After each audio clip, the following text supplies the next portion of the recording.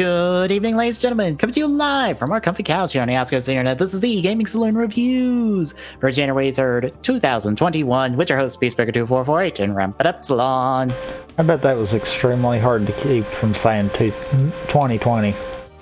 I had my calendar pulled up, so I just read the date that was on there.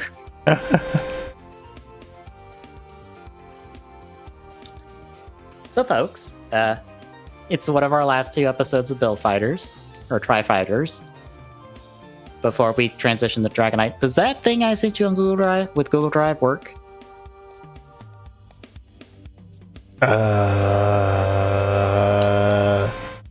You didn't check, did you? You didn't know, did you?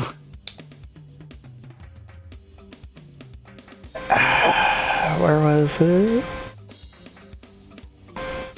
Was it that one? Nope, it wasn't it. I was about to say, did that get shared with you?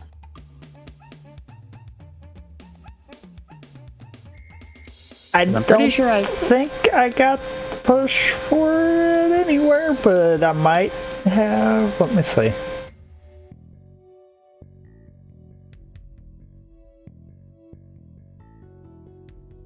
Why, Google, did you not tell me? Tell me on everything else.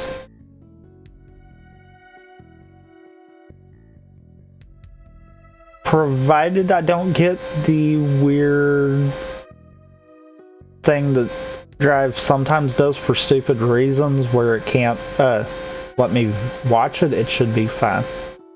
Okay, there's the link for it in the chat. Yeah, that's probably going to be the better. Because I can look back through chat. Yeah. Because as long as everything works, we'll be watching Dragonite after this. Because I want to see if the entirety of the show was good. Because we liked the first few episodes we liked. Although the sources we watched them on had terrible YouTube editing bullshit attached to it. Where is this one? Yes, because these, for reference, I forgot who did these, because it's been fucking a year plus, I think, since I got these. These are, someone took the DVD, the Japanese DVD releases of Dragonite, and put the English audio tracks on them. So these are the highest quality Dragonite, like, English releases you'll ever see, because we don't have a DVD release of Dragonite in the States.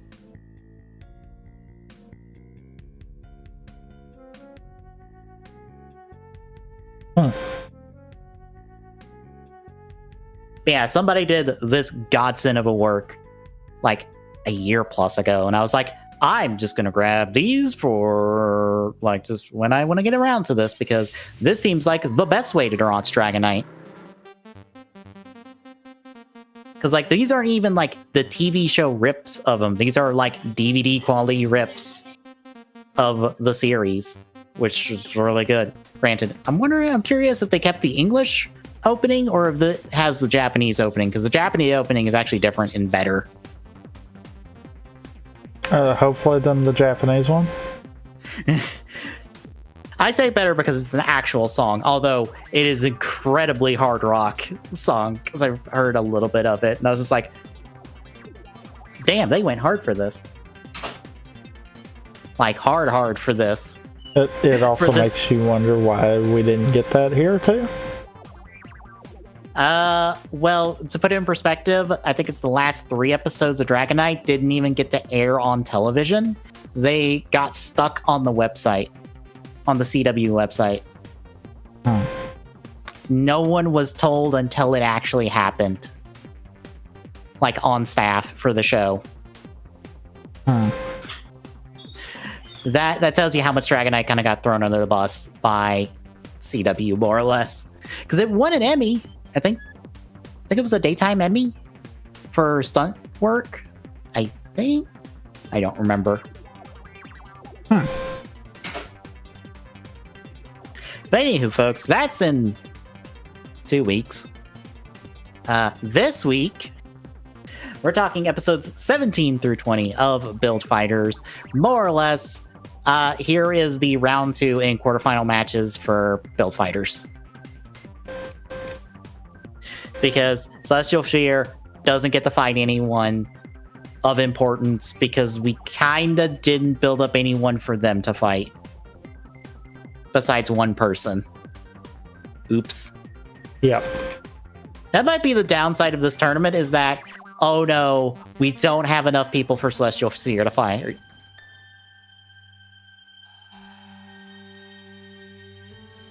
Because the only other team we knew about going into this tournament kind of gets to be fodder for someone else. Yeah.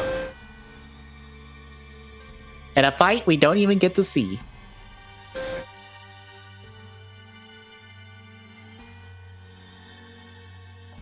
But yeah, any thoughts going into these episodes? No. Alright. So we'll hit the recaps then with episode 17, Haunted Castle Trap. So we pick up where we last left off last week, with Shia talking to Sekai. But now Fumina is watching from behind a tree where they can't see her. Presumably. Presumably.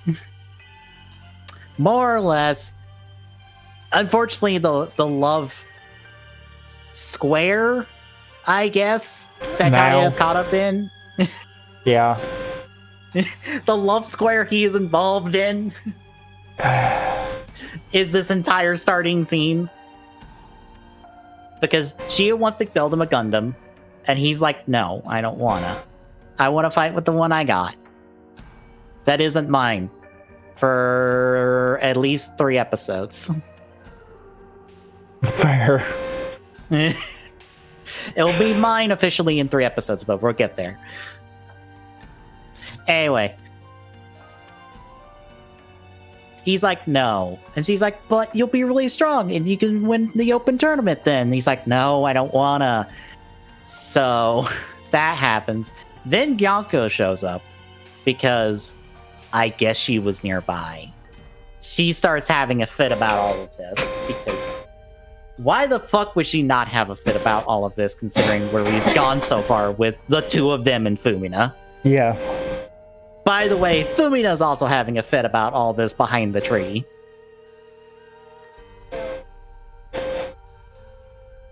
But again, love drama that Sekai does not understand a single bit of because he is too dense to understand. Yep. Is interrupted by the Shiki brothers, who come by to talk shit about Trifires. Like, hey, we're gonna beat you, so pack your bags already.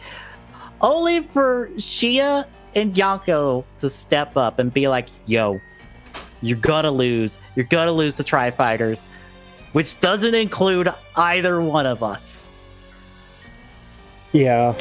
And I love that Sakai's just like, that's supposed to be my line. Neither one of you are on this team. Neither one of you will be on this team. The only person who can say that is not involved in this team because she missed her cue to hop in for this. Quite literally. Anyway, that is the short and long of it.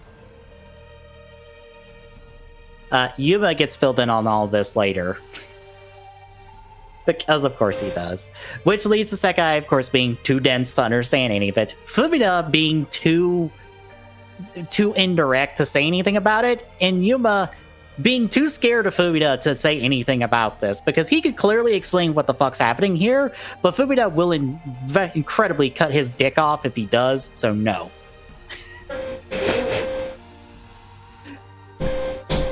Fumina's like, no, leave it be. You have your own problems to deal with. Go deal with them.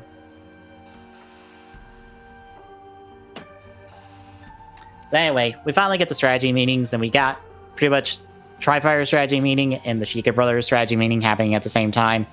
And more or less, it's exactly what those meetings would suggest them to be. Tri-Fires is like, oh, they use traps and stuff, and they're really well coordinated. And the brothers are like, huh, Sekai does this whole, it's a simulation thing, which now we get an explanation for it, which is, he he's essentially tricking himself into thinking he's the Gundam in order to up its performance. But the downside is he takes damage that the Gundam takes, because that's how science works. And I'm pretty sure that's not how science works. It might with these particles. Well, considering what we've seen them do so far, probably. Well, and considering these are not the same particles that we were dealing with in the first show, presumably. They're definitely not. These are, I think they're artificial Plavsky particles that are made by Niels. Just named the same. Pretty to much. Make it easy for simple-minded people, like Sekai. Yeah. Niels more or less, I think, created like an artificial version of them, or some like replicatable version of them in space, because that's one of the final scenes of Build Fighters, is him replicating it in space with Caroline, because they're joined at the hip now. So, I mean, maybe these do. Probably. But they explain that, and they're like, so if we just break its arm, Sekai will feel like his arm is broken, so that takes him out of the fight. Which leaves us Fumina and Yuma. Fumina is pointless. She's still just a support Gundam, so we just ignore her. If we take out Yuma, we're fine. So, spoilers. They're unmessing the one person that will beat them. Yeah.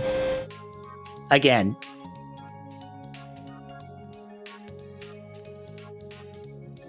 So, strategies in place. We cut forward to the next day with the fight happening. So, it is the Shiki brothers as SDR versus our usual team as Tri-Fighters. And our field is fucking Castlevania. Yep. It's just Castlevania. Dark, foggy woods, haunted castle, literal haunted castle. Yeah, this is just Castlevania. So, Tri-Fighters deploys. They try to get to the castle fast, so SDR doesn't have time to set up traps.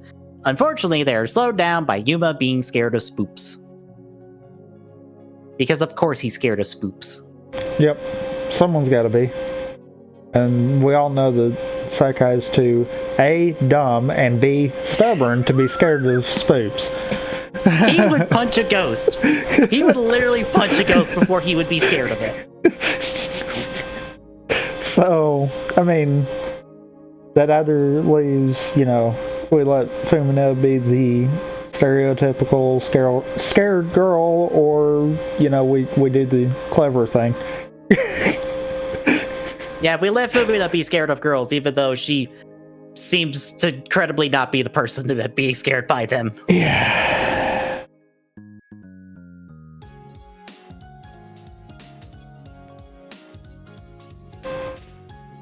So, with this in play, this of course leads to the team having problems, because as soon as they get inside, SDR sets their trap, which is to blow the floor out from under Sekai and Yuma, dropping them into a pit that Yuma could fly out of, but he doesn't. Because he's scared. Yes. And then they blow the roof, they blow the ceiling above the hole to clog it up, so they can't get out, except they can just by blowing that stuff up, but ignore it. That, or, through the weak point where it later becomes a hole. So, yeah. So that leaves Fumina having to deal with one of the SDR people who chases her into a hallway that they then block her up in and leave a time bomb for her, because it's like, look, we got better shit to deal with. Just leave a time bomb and it'll blow her up eventually. I mean, she's support. It won't matter. Yeah. Even if she lives, it's not like she'll kill them or anything. Incredibly hard kill them, mind you.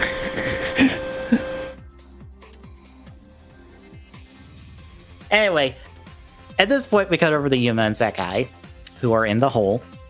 And then they get ambushed by two of SDR's members, who hit them with a gravity field that also sucks up their particles because it has the same properties as Sei's absorb shield. Apparently, everyone figured out Sei's tricks. Apparently. In the 7-year time skip. Because this fight and another fight are just like, okay, you're just literally replicating Sei's tech. At least one of you admits you're replicating Sei's tech.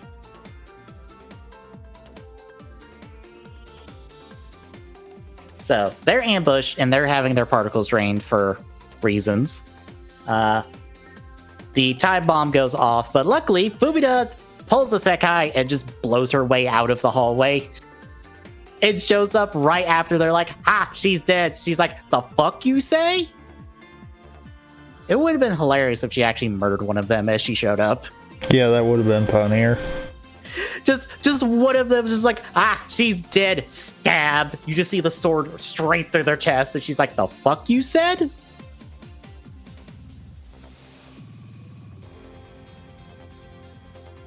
Anyway, she shows up, disrupts the field. So now, hey, it's an even playing field, except because of all the drained particles, SDR are able to pull out their trump card, which is to combine their 3 SD Gundams into a giant 3-headed dragon. Uh-oh. And for some extra bits, because this is at the end of the episode, and the start of the next episode, which feels weird in a recap sense, because it's like, okay, this is the same information both times, more or less, just sometimes presented differently. But apparently the leader of the brothers, or I guess the older brother of these 3 kids who look the exact same age and I think are twins. I think they are triplets. Probably.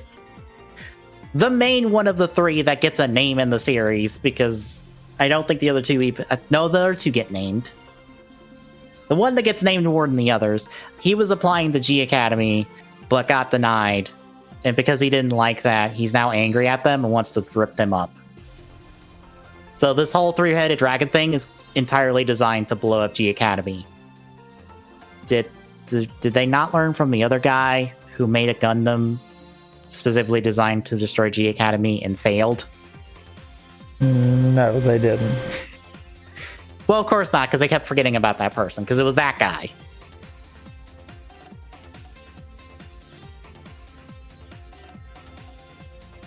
So anywho, that takes us to episode 18, where we get a recap of the stuff I just said through flashback. So, yay!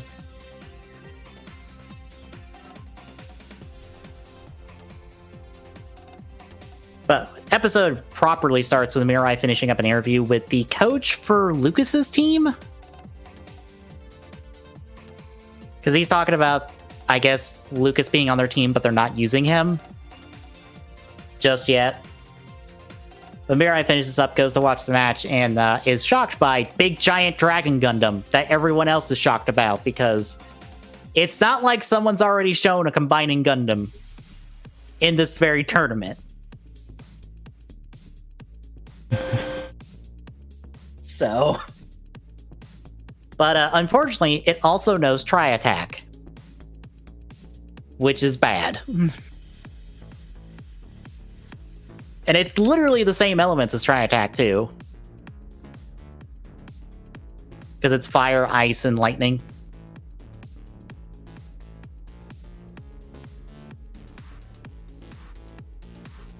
But with this, the team's backed into a corner. Sekai tries to punch his way out of it. Fails. The team try to shoot the Gundam. It has a shield that they can't break. That's a problem. We need to get out of here. Oh no, the only holes that are here are big enough, or only big enough for Fumina to run through. So we need a bigger hole. So Sekai decides to make them a bigger hole by punching the ceiling, because that's his solution to all their problems. Which I have to ask, that's not the way they came in, right? The way they went out? No, I don't think so.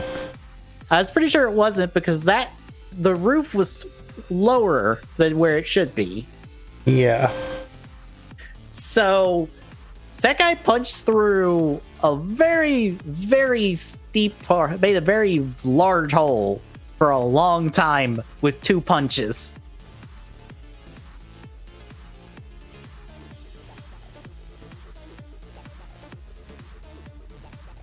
Because Sekai tries to punch a hole, only cracks the ceiling a little bit. They try to shoot at him. He tries to block it with his feet, like his little flash step stuff, but it's not enough. But Fumina blocks it with her shield because, of course, Fumina also has shield. By the way, Fumina also has like the same gate thing that Sei developed. I don't think we'll see it till the last battle, but she also has that. I assume Yuma told her how to do it. Maybe.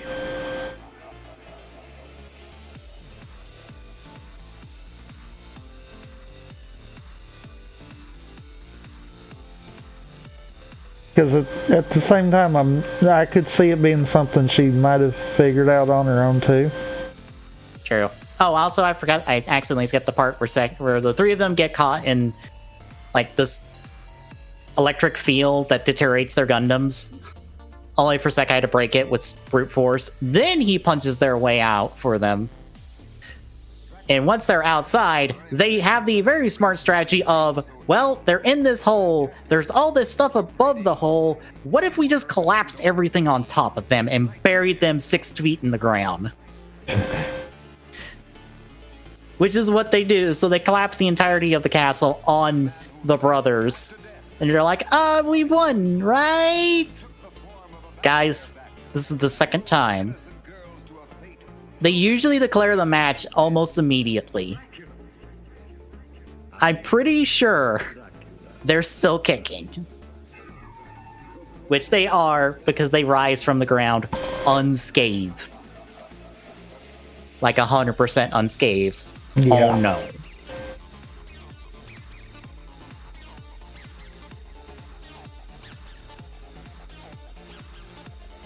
So at this point, Sekai tries once more to punch. He is countered by Drill Punch, and there goes Build Burning's arm. Oh no.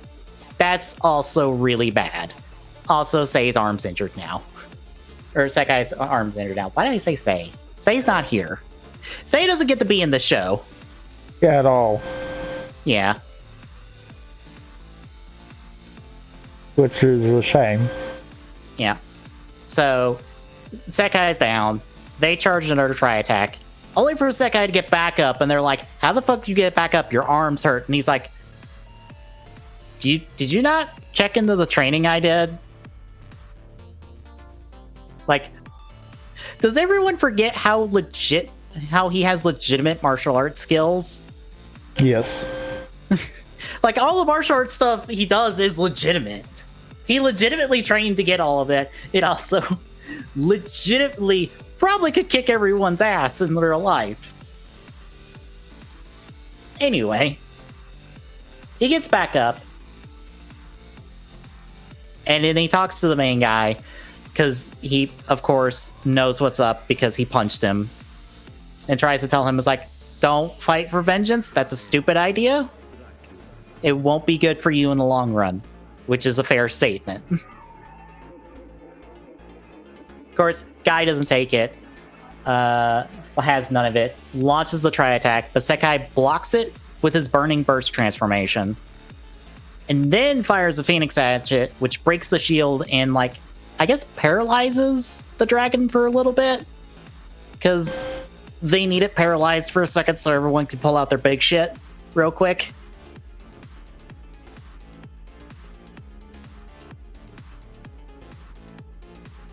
But with this in play, Sekai passes out.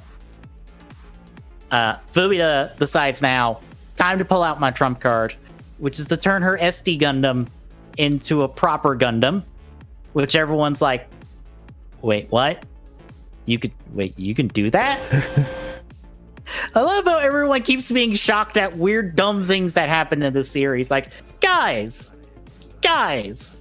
how many times does dumb shit happen in the series? You should be expecting people to pull out the stupid shit at this point.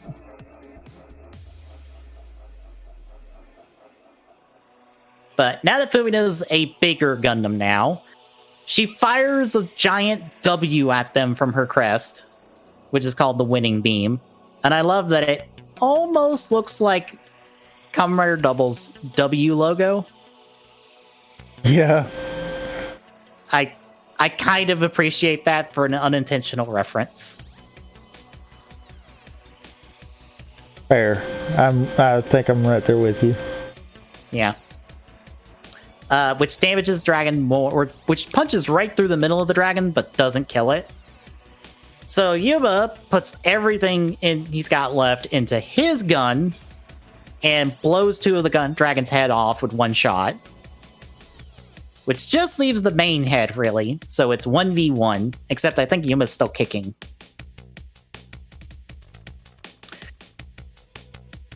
So 1v1, Fumina readies her big-ass sword, decides to counter all of this one brother's like hate with like compassion and stuff, charges at him while a beam's being fired at her. She cuts the beam in half as she charges, has her real mode dismantled, still in her SD, so she hits, or she stabs the dragon's head in her SD mode with her big-ass sword that is twice her size. For reference, this sword is quite literally twice her size. It connects. She tries to tell him once more to let go, and then bisects the whole thing in half before it explodes, giving Tri-Fighters the win. I think Fumina took the really good lesson of, I need to stand on my own. What if I did just as much dumb bullshit as the rest of my team does? Yeah. Good on her. Unfortunately, Sekai's hand's hurting, so they have to take him to the infirmary. And Junya, who's the other guy that knows the Jigen Hao school of Kenpo, has been watching the whole time, so he now knows how to do the Phoenix move, I guess. Like, they don't really go into how he figured that one out. He just kind of did. I mean, there's more to it, but we'll get there in the other half of the episodes. But we check in with the brothers later as they're leaving the arena. Wilfred actually intercepts them and tells them, hey, I don't know why the Academy denied your entrance, but you made a pretty cool Gundam, and I'd like to fight it at some point, without you hating me. And the brothers are like, okay, and then they all kind of leave, and they're all kind of in a better place than they were when they entered the tournament, which, hey, that's cool.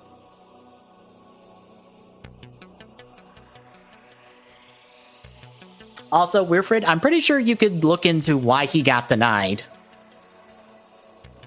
I'm pretty sure you have enough pull to ask that, because I'm pretty sure Alan denied them, because he's in charge? Maybe. Unless Alan's not in charge, and he's just the coach. I mean, it could be that. I would think as much as people keep talking to him for stuff, he's in charge of some capacity. Yeah.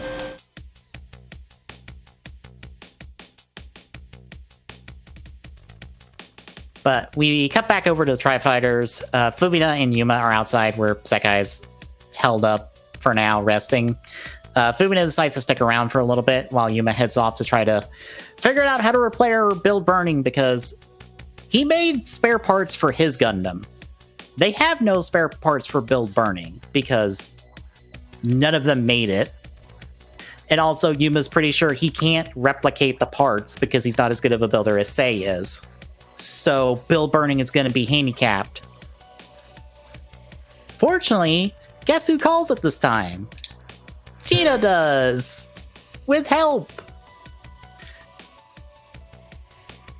I have to know when she was planning to do this, and if it was just a coincidence that the first time Build Burning suffered this much damage, that she came out. It was like, oh, by the way, here's this.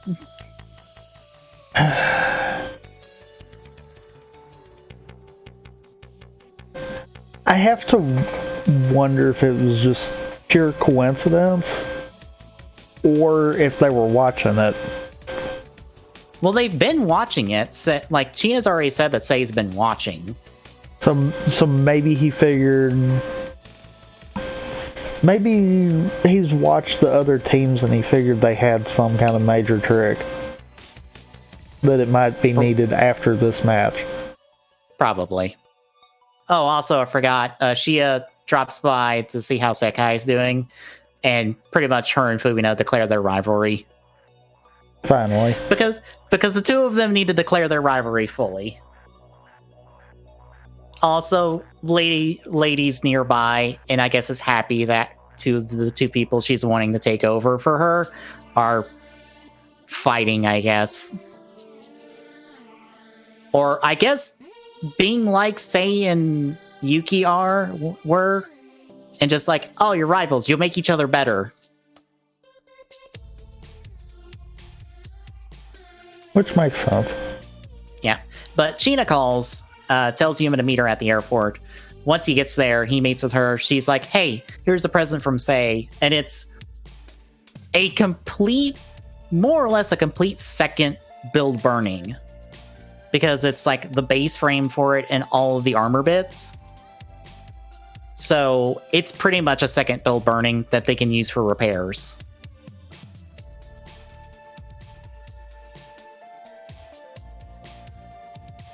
So, repair kit. To be fair, that is completely in line for Sei because he did have a backup when Reggie completely demolished their Gundam.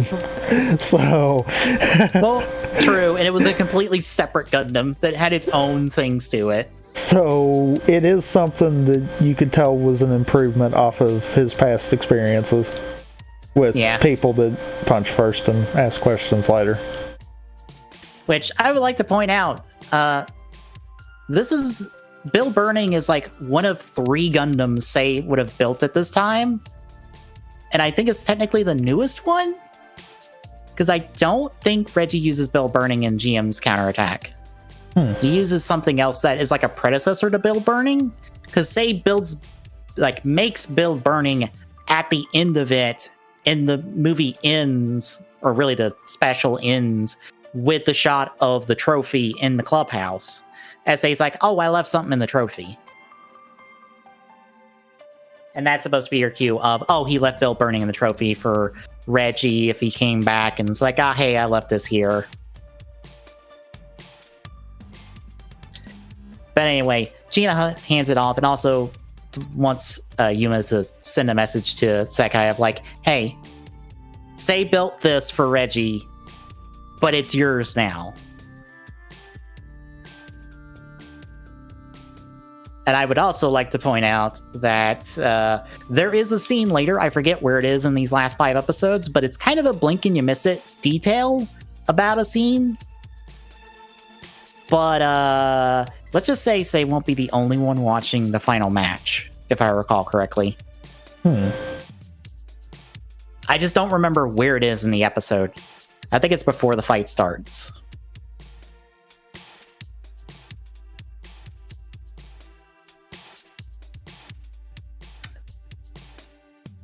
Anyway, episode ends properly with Yuma heading back to the hotel with the repair kit, only to be cornered by a bunch of goons who want the repair kit because they're sent by Junya.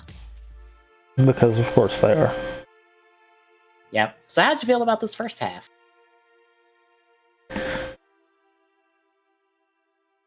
It's kind of like I said to begin with. It's nice seeing that we are getting that fleshing out of, granted, kind of one-off secondary characters that feel somewhat pushed in. More so than what we got with Build Fighters, but it still kind of works. It's one of those, it's the same concept with it, but we're getting it all at once instead of kind of spread out. Mm-hmm.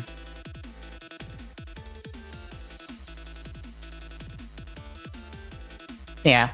it reminds me of the good parts of, or the really good part of like Build Fighters when we got to the World Tournament of we had this extended cast and we got to know them a little bit.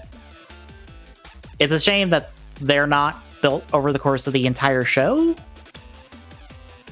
like Build Fighters. Well, really, they kind of weren't with Build Fighters either. Like, we got the short intro for them early on, but we really didn't start getting the development till the tournament with them either. Yeah. It's just with this, instead of us getting that short tease at the beginning, we're not really getting that even. We're just kind of getting it all dumped at once. Mm-hmm.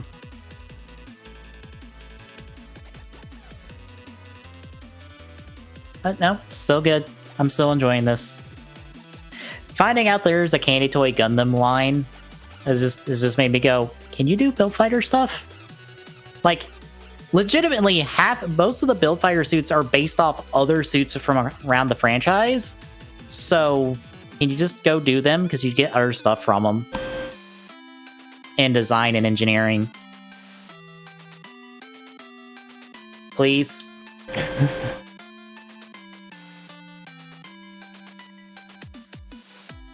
Anyway, so we hit the second half? Yep. Alright, episode 19, Fateful Reunion. So, we pick up with Fumina heading back to the room, not finding Yuma there because she assumes he's busy. Only to look out the window and see, oh no, he's surrounded by goons. This is a problem. So, we go over to Yuma. Thugs try to intimidate him. He refuses because he's saying his catchphrase, because it's apparently his catchphrase now. He says it a lot, and I wish he would stop saying it a lot. Because I get it. Please stop saying it. But anyway, they try to intimidate him. He says no. Thankfully, Fumina and Sekai now show up. Sekai is incredibly ready to throw down and pretty much whip all of these guys' asses on his own. I kind of wish we got the chance to see Sekai actually whip somebody's ass. Yeah. Because I'm like, you could. We established you can.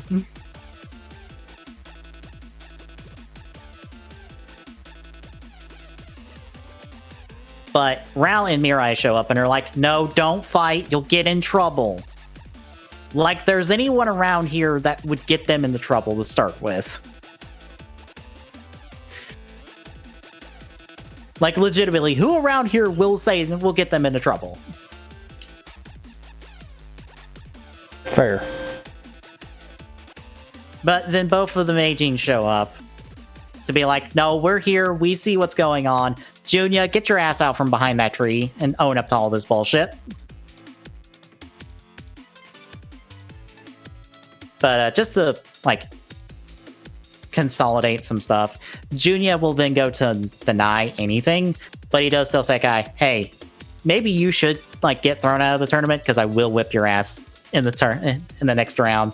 And Sekai's like, no. But, both Mirai and Sekai recognize Junya when he comes out.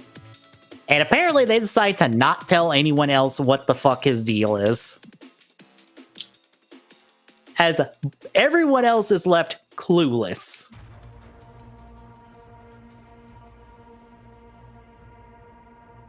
Like, what? Why? Like, legitimately, why does neither one of them be like, no, here's the deal with Junya?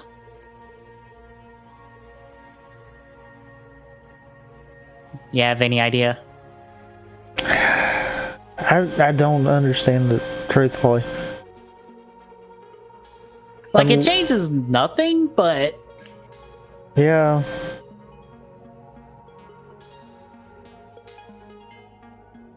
But Mirai and Sekai, separately from everyone else who's, again, left clueless, discuss this and are like, well, he left training under totally not Domonkashu from G Gundam. And they don't know why, but they did know that he wanted strength. But he was also a good friend of Sekai when he was training with Sekai, because they were both training at the same time. But Sekai doesn't know anything. But in order to find out information, guess what? Gonna punch. Because that's how we solve all our problems.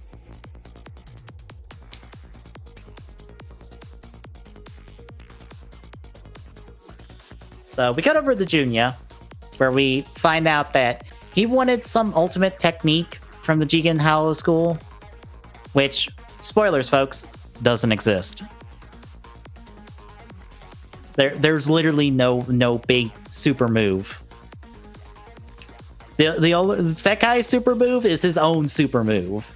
Yeah. That has nothing to do with the school. And his super move, same. Pretty much. So that's all Junya's after, and he's went and like learned a bunch of other martial arts to like try to figure it out. Which is where Suga drops by and is like, yo, what's up? You're gonna lose to Sekai, because he's got something you don't have.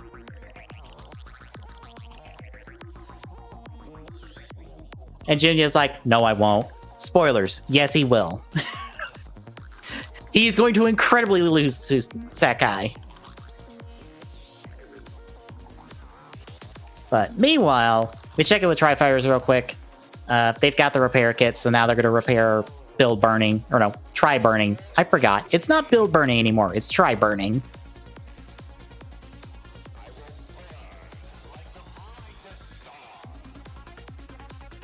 But they're all going to repair it, and Yuma and Fumina are also not going to interfere with Sekai fighting Junya. They're pretty much just going to take out his teammates and then just stand around. Because that makes sense. It also is still weird that are like, we're going to wait for you to finish your fight, and if you lose, we will then take him out, because we're still not going to lose this tournament. I guess was the unspoken part of that. I guess.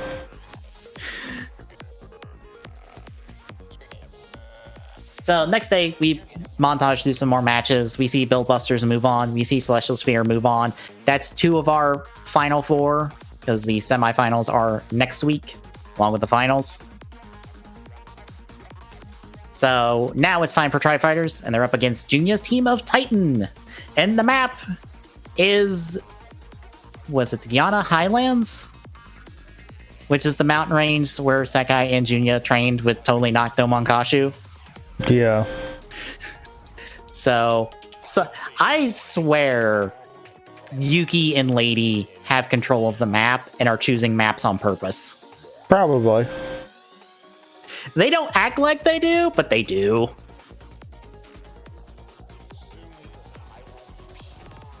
So, Tri-Fighters deploys, Fumina and Yuma bug off to go take care of the teammates, and Sekai goes to meet Junya. Which they meet on the mountaintop and they fight it out. Junya has his Denial Gundam, which, spoilers, is a modified build burning. Like, in the context of the toys and stuff, it's a modified build burning. Which is why it's got all the same crystal parts and also kind of the same arms, if you've noticed. Yeah. Why does it look almost exactly like a modified build burning? I guess because Junya looked at build burning and copied it, I guess. I don't know. Someone did at least. Yeah. But the 2 of them square up, and then they pretty much go technique for technique, punch for punch with the G and How stuff. They're pretty much dead even until they both try the Tatsumaki Giri. Junya's ice actually turns out a little bit better, so he grounds Sekai off of it.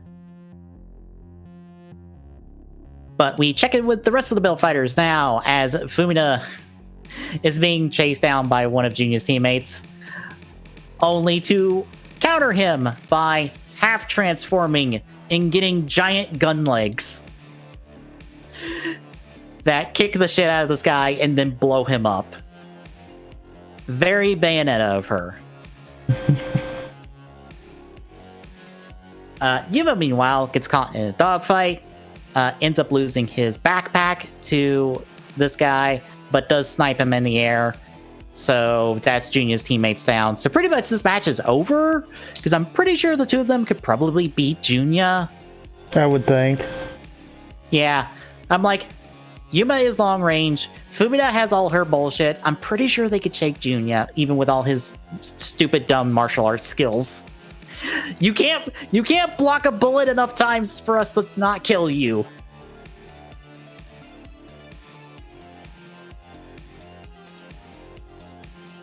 So the two of them will, I say they finally arrive at this point. It takes a little while to show up, but they have eyes on the fight from here on out. But check it back in with Sekai. He tries a Ryusei punch on Junya. He pretty much just catches it and then just throws him, which counts as a martial arts thing from, I think they said Aikido? And then he does like a Dempsey roll from boxing, which the only reason I know that is because of one boxing anime I hear people talk about, and that's the big move of the main character of that anime. Pretty much, that guy gets demolished by a bunch of other martial arts things. Until he's like, fuck this. He goes Burning Burst, which, should give him the edge, only for Junya to go, oh, I've got that too, and turns on his Burning Burst boat as well. Which I don't know if it's actually Burning Burst or it's something else. Let's call it something else. Yeah, true. I mean, his is fancier because he gets the big, like, ponytail thing and, like, I think a unicorn horn.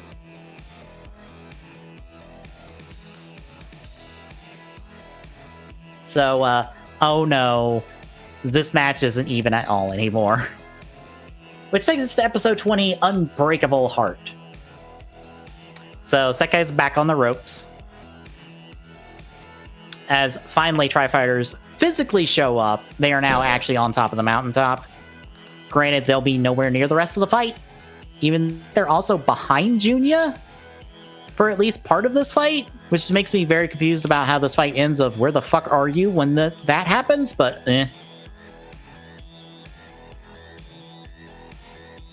So Sekai tries to do his Hao punch and fire the Phoenix, only for Junya to have copied it and fire his own and negate it. Shit. There goes that plan. Which means that Sekai is officially out of options. He has done everything he normally does to win, and he can't win anymore. Oh no.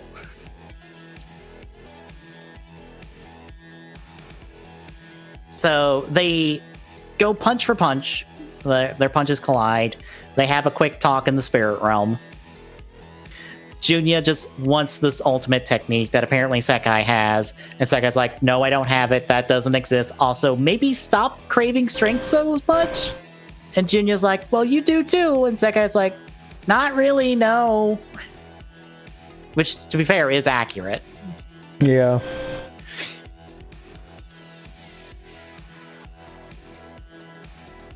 But Junya's like, fine, beat me. If I'm wrong, beat me. And Sekai's like, fine. So, unfortunately, off their punch, that's also the arm Sekai lost in the last fight, so I guess it is not as good as his previous arm, because it's immediately injured, and then injured some more by Junya by, like, doing, like, an arm bar kind of thing on it as he tosses him. So, Sekai's more or less down to one arm for the rest of the fight. But this also knocks him out of Burning Burst. So this is really bad for him.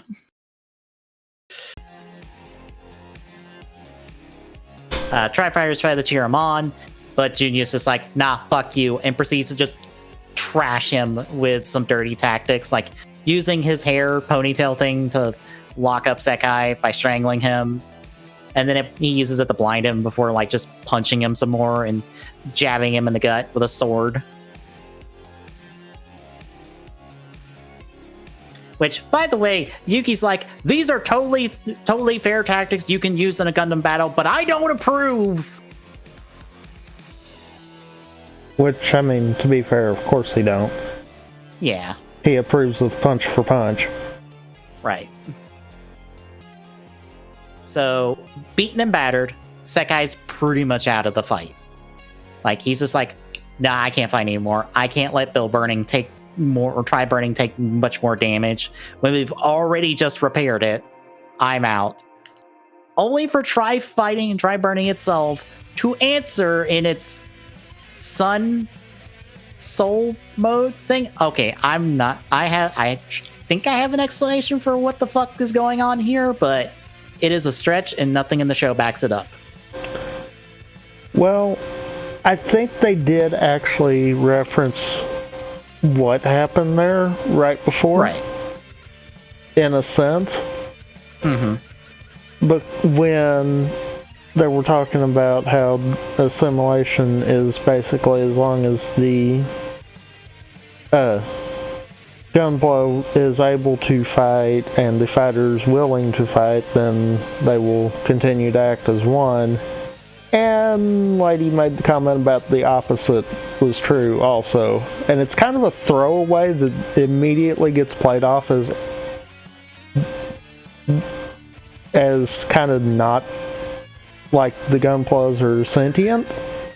Oh, okay. I had a different explanation. But I kind of have to think that it's that. Okay. I had a different explanation because of what this Gundam was to start with. I could probably see that as well, too. Okay, so this Gundam was more or less Sei's gift to Reggie. Right? Right. And the thing that that Sekai's talking to right now is this big giant glowing sun. What is also vaguely orb-shaped in the series that is important to both Sei and Reggie? True. Guess what's embedded in the chest of Try Burning and let Sekai do all the bullshit he does? Yep. There's a Plavsky particle crystal embedded in the chest of Try Burning. And is the reason he does all this stuff. Because, you know, the glowing, like, console stuff we'll get to here in a second? You know when that also happened? When the orbs were glowing, when Reggie was using them, and Ayla was using the one that got given to her in their fight. Right.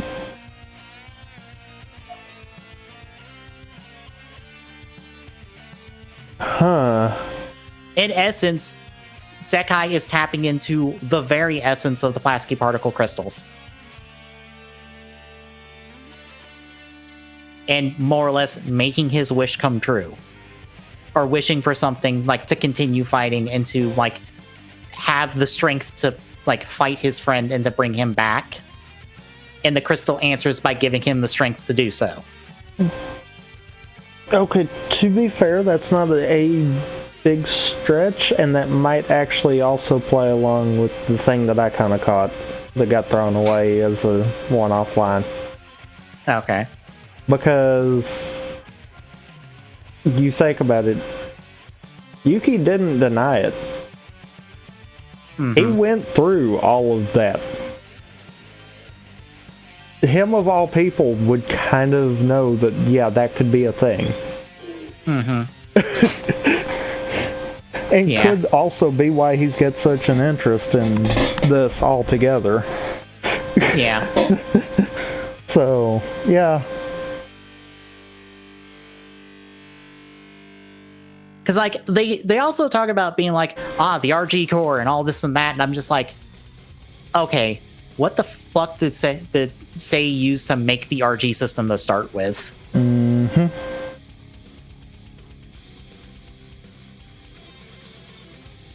Because, like, that's the other thing you can chalk it up to. It is some aspect of the RG system that Sekai is tapping into unconsciously without realizing he is.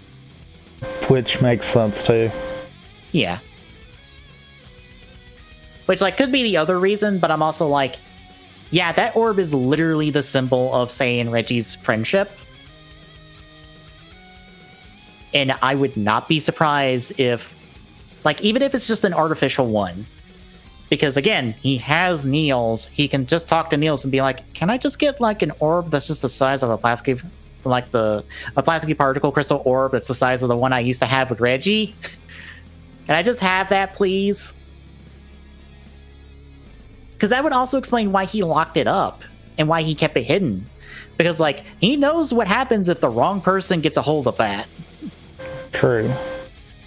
Granted, they took reacting to a big giant version of it, but there's no big giant version of that crystal anymore running the systems. So it can't go out of control. But that's probably not a gamble he's willing to take.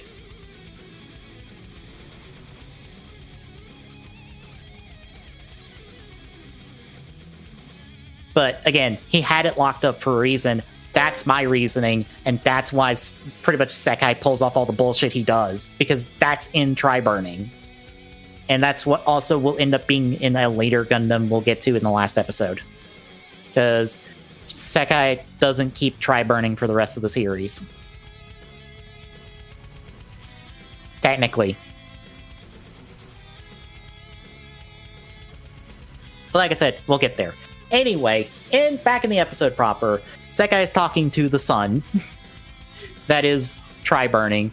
And it's like, hey, you can still fight. And he's like, I can still fight. Let's go kick his ass. So, I guess going past Burning Burst into, like, something else entirely, I guess. I don't know what you would call this. Because, again, this goes unnamed in the series. He taps into something stronger and sends out color-coded shadow clones that proceed to drop all his techniques on Junya, one after the other. And they're all made of Plavsky particles, like just a cloud of Plavsky particles that are actually intangible until they connect. Because Junya tries to hit one and it just goes right through it and just dissipates the cloud before it reforms and punches him in the face. So he gets hit by all the moves, and then he's like, this must be it. This must be the secret technique, and this, that, and the other. And then he just sees Sekai just hand on his chest, walk right up to him.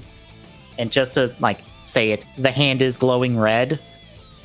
Well, not Sekai's hand. Tri-Burning's hand is glowing red. And Sekai, who just looks sad that this just had to turn out this way, fires a blast straight through Denial Gundam's chest. Making it go offline and winning Tri-Fighters the match. I will also point this out, that the pose Sekai and Tri-Burning's hand is in is the same pose that Domonkashu has his hand in when he's in his God Gundam using his big finisher. Yet another G Gundam reference in a show that wasn't meant to be a reference to G Gundam. Literally, Sekai does Burning Finger. He literally just does the Burning Finger thing. And it's just like, we didn't intend for this. The fuck you did, son. Yes, you did. Yeah, like I said, last we saw Fumiya and Yuma, they were behind the Denial Gundam, but now they're not. And I don't know where they went when this went off, because they just disappear.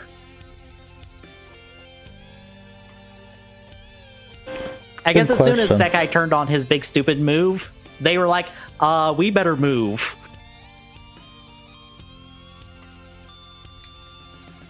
Because if this is anything like his normal stuff, this floor isn't going to survive.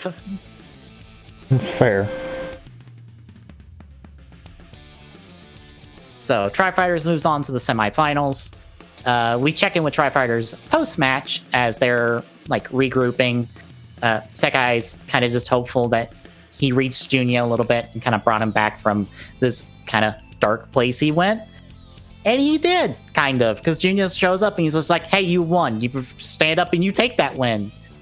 I'm leaving. Bye.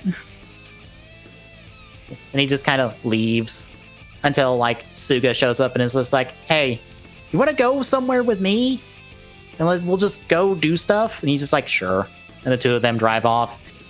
Suga on his fresh new driver's license, because he drives like a maniac apparently. So the two of them are off to do stuff. And Suga shows up later in the series in the final episode, but doesn't with Junya. No, he does, but not with everyone else. Suga shows up with everyone else in the final episode. So we'll get to see where these two are at the end of the show, at least.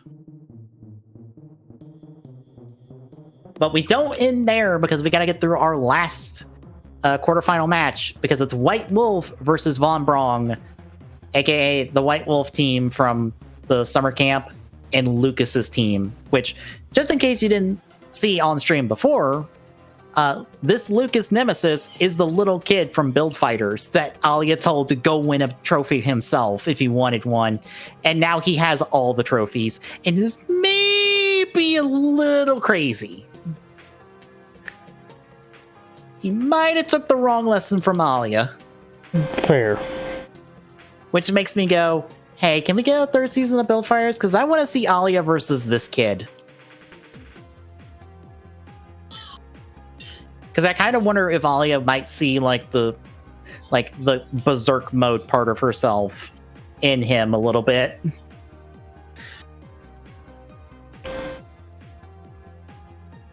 Anyway, Lucas is actually stepping into this match. Unlike the other matches, he's been pretty much on reserve. And they all deploy, and we don't get to quite see the match. We only see the start of it as White Wolf tries to shoot Lucas's Gundam, and all of the shots are deflected. But we got the Sekai, who's having lunch with Shimon and Yonko, because he didn't have lunch pre-match. They just talk about the thing he did, and he's just like, I don't know how I did it, I just did it. Again, it would make sense if he just wished for the strength, and the crystal's like, here you go, here's a stupid move. Or better yet, he unconsciously was talking to Reggie, and Reggie's like, why don't you do this? Because, that's another thing, because the crystals, if you're in contact with the crystals, you can talk to each other. I don't know. I'm putting more thought into this than the show probably did. Probably.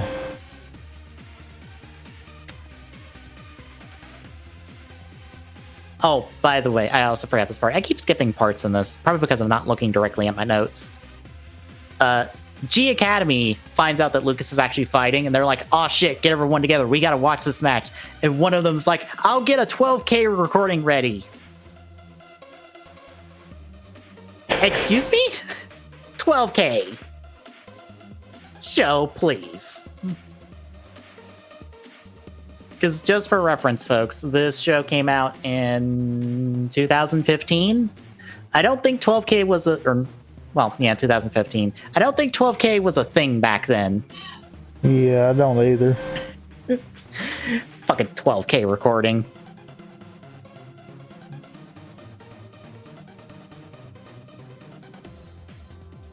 Anyway, Sekai leaves the lunch after talking to Shimon and Yonko. It actually runs into Lucas in the elevator, and they pass by each other. Lucas is like, I can't wait to fight you, and Sekai's like, that guy gives me the creeps. And as he gets back to the hotel room, he sees Yuma and Fumina in shock at the match, and we kind of see everyone else shocked about this, and we see that White Wolf's Gundams have been completely shredded to pieces by Lucas. And everyone, including Wilfred himself, is like, oh fuck. We're in trouble. And we kind of leave it there because guess what, folks? G Academy are going to have to contend with Lucas and his team because they're the next match. So, how'd you feel about the second half? I feel like I really liked the battle-focused stuff. Yeah. Especially when we wind up getting plot going in with it. Mm-hmm. And that's kind of exactly what they hit there. Mm-hmm.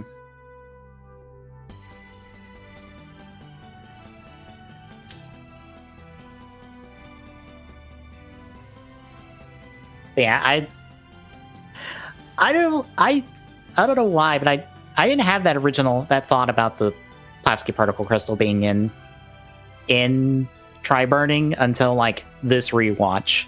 Because I didn't even think much of it back when I watched the series.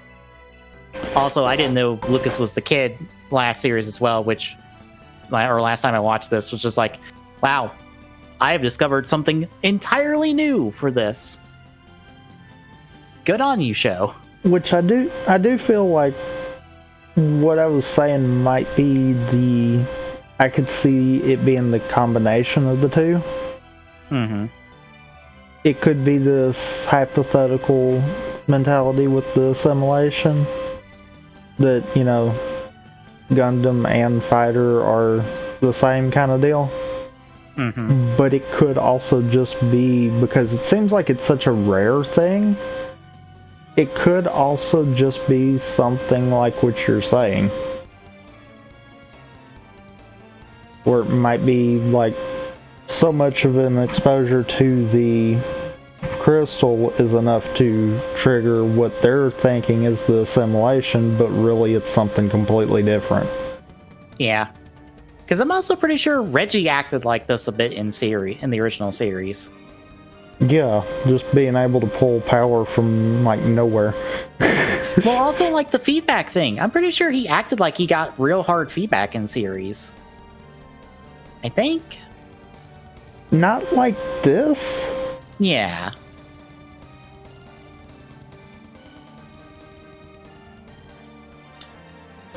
Like, this does feel like it's a step above. Mm-hmm. But it could also be something to do with the replica particles. Yeah. Like, that could be a side effect from it. Mm-hmm. Maybe they're not Maybe they're not combining correctly with the crystals, kind of deal. Yeah. And that's what's causing this kind of an effect instead. Mm-hmm.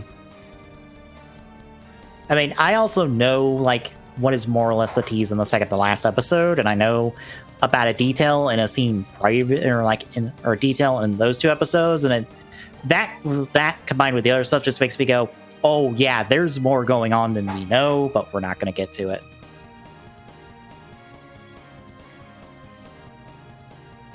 Because they still haven't made the third one of these. That is, the two casts meet, and we have a big tournament about it. Because I kind of want I want a big tournament with these two casts, and I want to see these fights. Because it'd be really cool just to have those fights. Even if there's not that much story or plot or character to it, it would just be fun to see them fight.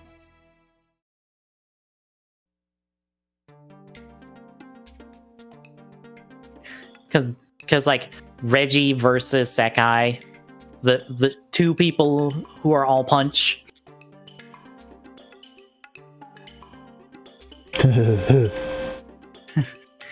Sei versus Sekai, like Sei taking the opportunity to truly test Sekai's capabilities and being like, I want to see if you truly are worthy of the Gundam I gave or Gundam you found. Like, I want to see what you're really capable of, and like pushing him because he like knows like tri-burning inside and out. So like he knows, and well, he's also been watching Sekai for a while, so he knows like Yuma, like a proper fight versus Yuma and Yuki. Like Fumina versus Ayla. And that's just like a tip of the iceberg of like the fights we could have. Because like there's so much more we can have. Like Mao and Minato, the two people from the same school. Just imagine what bullshit the two of them would pull. True.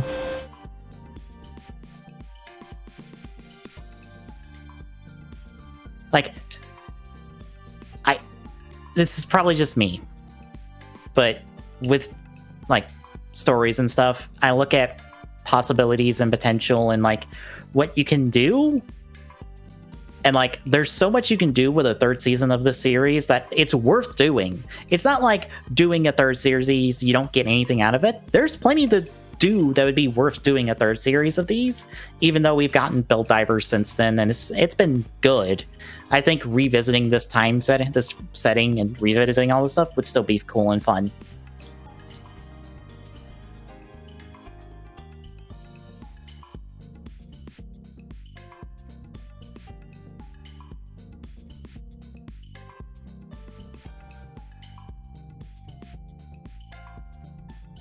Anywho, that's all I got.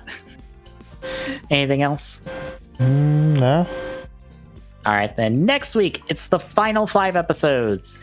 So, more or less, it's going to be G Academy's semifinal match, Tri-Fighter's semifinal match, because they're going to be up against Minato and his team.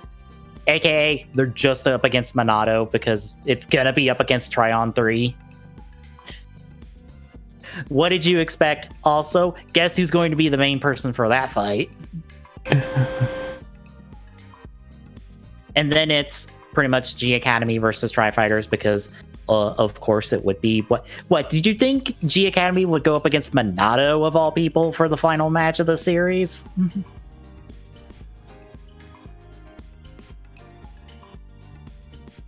And then the final episode, which is kind of just a big epilogue episode, just to catch up with everyone and see what fancy things they have before we end off the series proper. But anywho, this week, more us doing Spartan Ops. Wonderful, not boring Spartan Ops. And part-time hunting. Yeah. The better thing, us doing part-times. Yep. Thursday, I start Ratchet Deadlocked, which will probably take about a month or so. So, all of January is Ratchet Deadlocked for me. Friday is a thing. A thing that will be done on a Friday. Saturday will be the podcast. Probably not too much to talk about unless things happen this week. We'll probably talk about like the current total for GDQ, which they're up to $92,000 at the moment. They got who is his name? Bobby Berm doing Light Matter at the moment, so that's probably what you'll be seeing when we go offline because we'll be hosting over to them. Light Matter looks like I always forget the name of it. There's this like platform puzzle game about like positioning these different like laser things to like solve puzzles, and the speedrun of it is you just ignore that. Talos Principle, that's what it is. It reminds me of Talos Principle. Except this seems to be playing off like light and shadows, and you're having to move in the light and stay out of the shadows. I think you drown in the shadows from the looks of it. Weird, but it's cool, fun movement tech and a platform puzzle solver that requires you to manipulate things in the field. And then Sunday it will be us wrapping up Tri-Fighters. So if you like what you're seeing, drop a follow. Really appreciate chipping away at that affiliate goal. Add to Soon on Twitter, gets you updates when we go live. Next page point, Discord and chat. Get your Discord link, drop by, say hi. We'll see you this week, folks.